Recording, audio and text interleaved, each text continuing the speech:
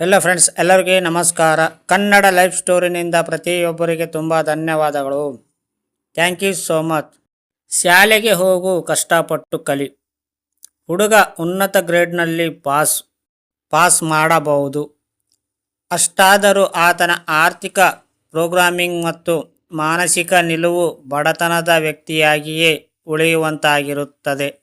ದೌರ್ಭಾಗ್ಯದಿಂದ ಹಣದ ವಿಷಯದಲ್ಲಿ ಸ್ಕೂಲ್ನಲ್ಲಿ ಕಲಿಸಲಾಗುವುದಿಲ್ಲ. ಸ್ಕೂಲ್ನಲ್ಲಿ ವಿತ್ತೀಯ ಯೋಗ್ಯತೆಗಳ ಬಗೆಗೆ ಕಲಿಸುವ ಬದಲು ಅಕಾಡೆಮಿಕ್ ಮತ್ತು ವ್ಯಕ್ತಿತ್ವ ಬೆಳೆಸುವ ಯೋಗ್ಯತೆಗಳ ಮೇಲೆ ಹೆಚ್ಚು ಒತ್ತು ನೀಡಲಾಗುತ್ತದೆ. ಇದರಿಂದ ಅದೇನು ಸ್ಪಷ್ಟವಾಗುತ್ತದೆ ಅಂದರೆ, ಚತುರರಾದ ಬ್ಯಾಂಕರರು, ಡಾಕ್ಟರುಗಳು, ಲೋಕಪಾಲರು ಮೊದಲಾದವರು ಸ್ಕೂಲು ಕಾಲೇಜುಗಳಲ್ಲಿ ಉನ್ನತ ಶ್ರೇಣಿ ಪಡೆದಿದ್ದರೂ ಅವರೆಲ್ಲ ಜೀವನ ಪರ್ಯಂತ ಹಣಕ್ಕಾಗಿ ಪರಿತಪಿಸುತ್ತಿರುತ್ತಾರೆ. ಅಮೆರಿಕದ ಮೇಲೆ ಅದೇನು ಭಾರಿ ರಾಷ್ಟ್ರೀಯ ಸಾಲವಿದೆ. ಅದಕ್ಕೆ ಇದೇ ಸಾಕಷ್ಟು ಕಾರಣವೆನ್ನಬಹುದು. ಯಾಕೆಂದರೆ ಉಚ್ಚ ಶಿಕ್ಷಣ ಪಡೆದ ರಾಜಕೀಯ ನೇತಾರರು ಮತ್ತು ಸರ್ಕಾರಿ ಅಧಿಕಾರಿಗಳು ವಿತ್ತೀಯ ನಿರ್ಣಯ ತೆಗೆದುಕೊಳ್ಳುವರಿದ್ದಾರೆ. ಅವರಿಗೆ ಹಣದ ವ್ಯವಹಾರದ ವಿಷಯದಲ್ಲಿ ಬಹಳ ಕಡಿಮೆ ಶಿಕ್ಷಣವಿದೆ ಎನ್ನಬೇಕು, ಅಥವಾ ಯಾವುದೇ ಶಿಕ್ಷಣವಿಲ್ಲ ಎನ್ನಬೇಕು.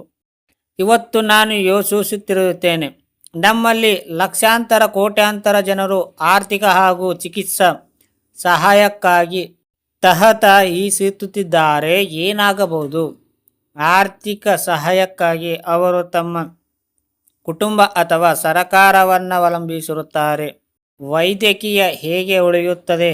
ಮಕ್ಕಳಿಗೆ ವಿತ್ತೀಯ ಶಿಕ್ಷಣವನ್ನು ನೀಡುವ ಜವಾಬ್ದಾರಿಯನ್ನು ತವರ ಮೇಲೆ ಬಿಟ್ಟರೆ ಅವರಲ್ಲಿ ಹೆಚ್ಚಿನವರು ಮೊದಲಿನಿಂದಲೂ ಬಡವರೇ ಆಗಿರುತ್ತಾರೆ ಅಥವಾ ಮುಂದೆ ಬಡವರಾಗುವ ಸಾಧ್ಯತೆ ಇರುತ್ತದೆ.